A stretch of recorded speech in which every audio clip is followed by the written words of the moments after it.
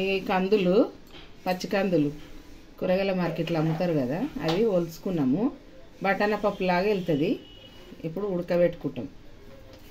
Tiffin చేస్తానికి బాగుంటుంది, snacks లాగా బాగుంటుంది.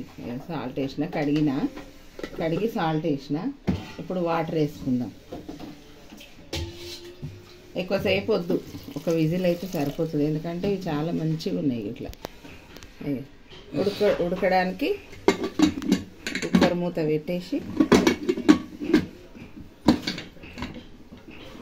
పొయ్యి మీద పెట్టుకుందాం. ఓకేనా? ఒక విజిల్ వచ్చేసింది.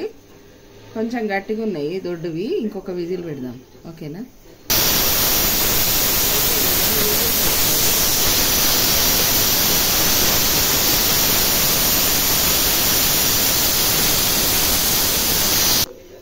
పప్పులు ఉడికినాయి కదా, కందిపప్పులు. ఇగో ఇప్పుడు ఆయిల్ వేస్తున్నా. తాలింపు పెట్టుకుందాం.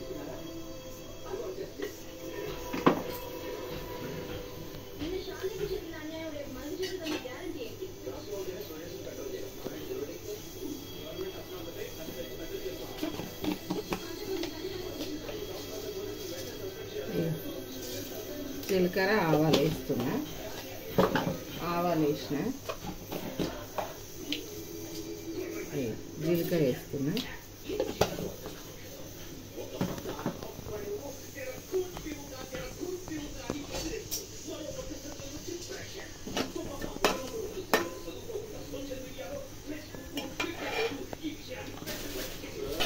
వేగిపోయినాయి.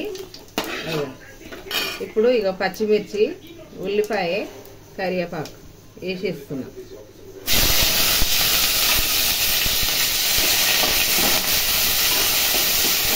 మంచిగా వేగాలి. ఇది పండు వేగితేనే బాగుంటుంది అన్నట్టు.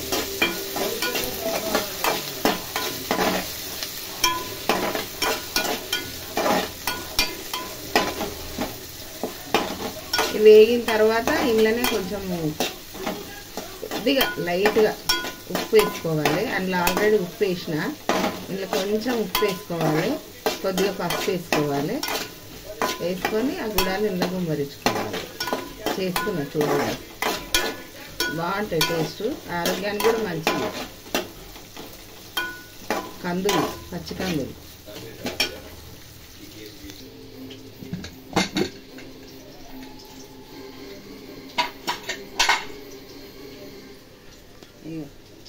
అయినాయి చూడండి.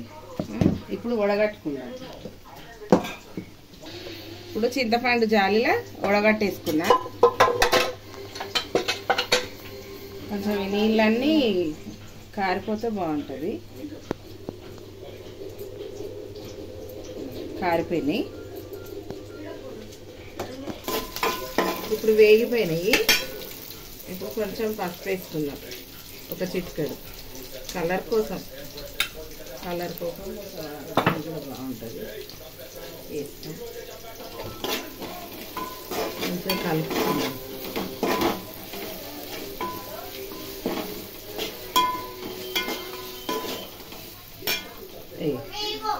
ఇక ఇప్పుడు వేసేసుకుంటున్నాం.